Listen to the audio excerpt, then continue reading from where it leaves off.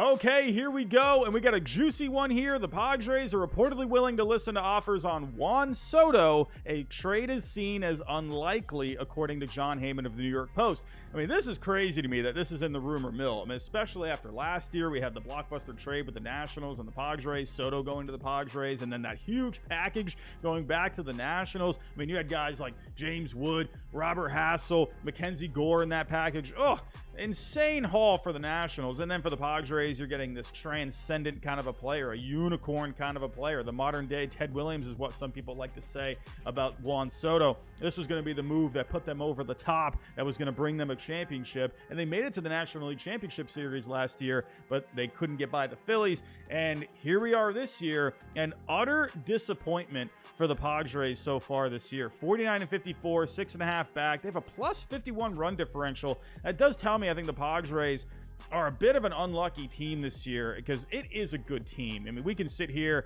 we can poke fun at the Padres all day, but this team should be a lot better. I mean, when you take a look at the offense, they're number 10 when it comes to WRC+, and with the starting pitching, they're 5th overall. I mean, obviously, when you look at the offense, there are just bats all over the place. This rotation is really solid. Musgrove, Darvish, Snell having a really good year. Waka was pitching really well for them. He's on the IL right now. You got Lugo in here. Very good starting pitching. Now, the bullpen has been a bit of an issue this year. 21st in Fangraph WAR. If you look at their record, they're 11-20 this year. So the bullpen has been struggling a bit. Obviously, you've had Josh Hader at the back end of it, but you've had a lot of guys just not really stepping up for them. Nick Martinez has been decent. Steven Wilson has been decent, but they're not getting a lot more production elsewhere in that bullpen. So I do think that is an area of concern. If the Padres were to buy, if they were to actually say, okay, no, we're going to really go for a second half run, they would have to beef up this bullpen,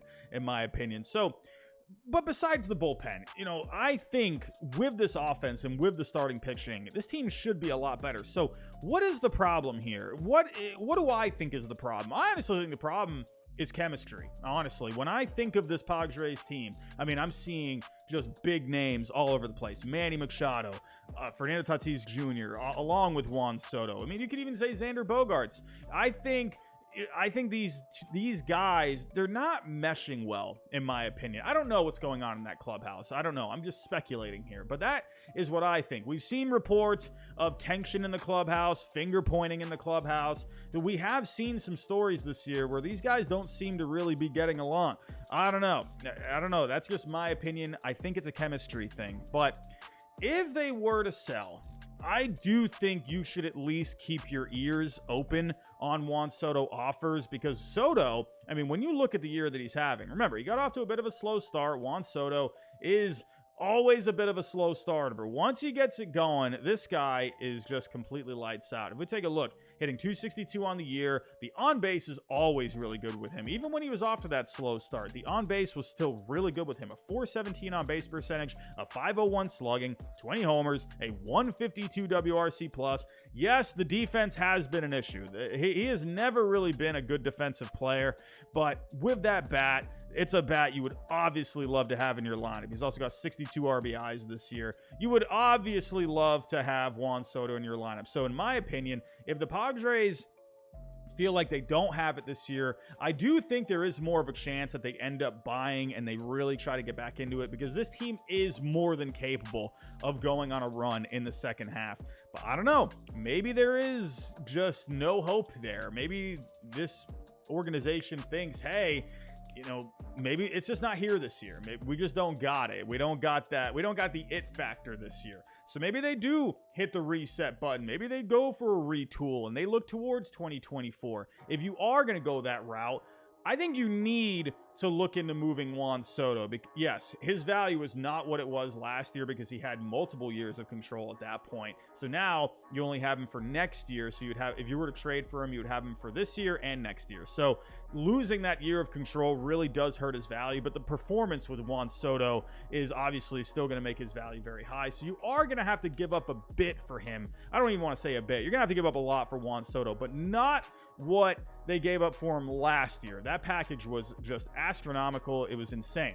So you're not going to have to give up that much. So let's go over a few trades, because I have 3 teams in mind that I think would be a good fit for Juan Soto if they were to trade him. Let's go take a look. For the first trade, I have Juan Soto going to the Mariners, and back to the Padres, we got Bryan Woo, Tyler Locklear, Gabriel Gonzalez, and Jonathan Clase. I think the Mariners could be a perfect fit for Juan Soto. That offense could really use something, and something like Juan Soto, I think, is exactly what they need to really get the juices going. If we take a look at where the Mariners rank when it comes to offense this year, they are 16th overall in WRC+. They've just been like a 500 team this entire year, and that offense just feels like they haven't really been able to get it going. Starting pitching has been amazing. Bullpen has been great, but the offense just feels like it's missing something, and that something here could be Juan Soto. Now, you are going to have to give up a pretty decent package, but what I like about this package for the Padres is you're getting a young major league ready starter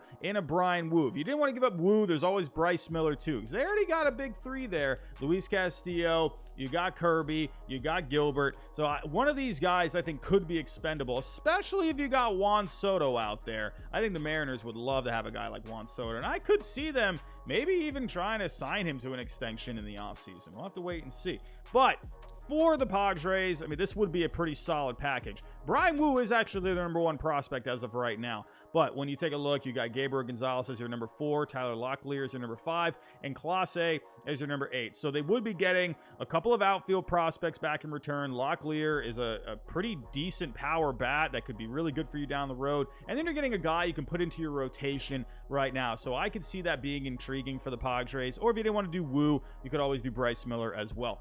But let's move on to the next idea. For the next trade, I have Juan Soto going to the Phillies, and back to the Padres, we got prospects Mick Abel, Johan Rojas, Orion Keckering, and Gabriel Rincones. For this trade, I really like this for the Padres because you're getting a really solid group of prospects here. You're getting a top pitching prospect in Mick Abel, still figuring his way out in the minor leagues, but this guy has a very high ceiling. Mick Abel would be a really good pitching prospect to put into your system. And then you're getting a really good relief pitching prospect in Orion Keckering. This guy could be a future closer for you. And then you're getting a couple of outfield prospects. Rojas has already seen some major league time this year, so that's a guy that you could put into your outfield already. And to me, I like this package overall. And for the Phillies, kind of like the Mariners, that offense has been a bit stagnant this year. They were missing Harper for a little while, but it feels like they haven't really been able to fully get the wheels going. They're 17th overall in WRC+. So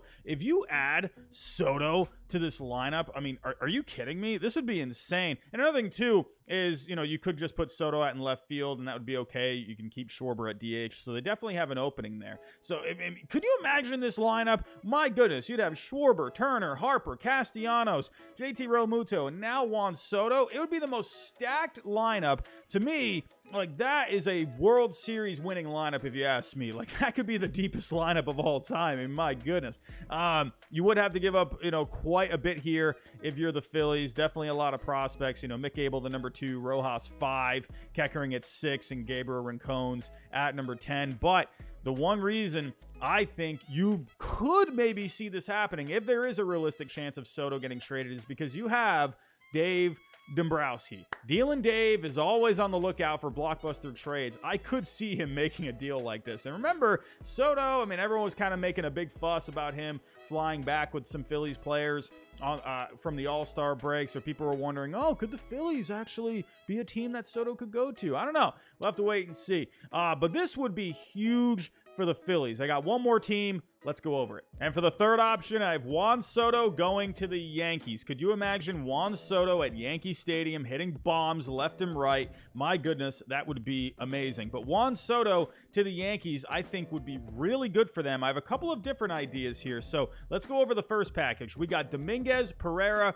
Thorpe, and Warren, or you could do Dominguez, Hampton, and Pereira. So take your pick here. In this one, you got a couple of pitching prospects that are a little lesser, or you could get their top pitching prospect in this deal. If we take a look at where these guys rank on Baseball America, so Chase Hampton is their number 2, while Will Warren and Drew Thorpe are your 8 and 9. And then you got Pereira as your number 5. So take your pick here. I mean, you also got Peraza there. I think you could have him as a trade piece. I don't really know where he would fit with the Padres, though. Maybe, I don't know what you could do with him, honestly, but he would be the number one prospect. You could send him back. I don't know.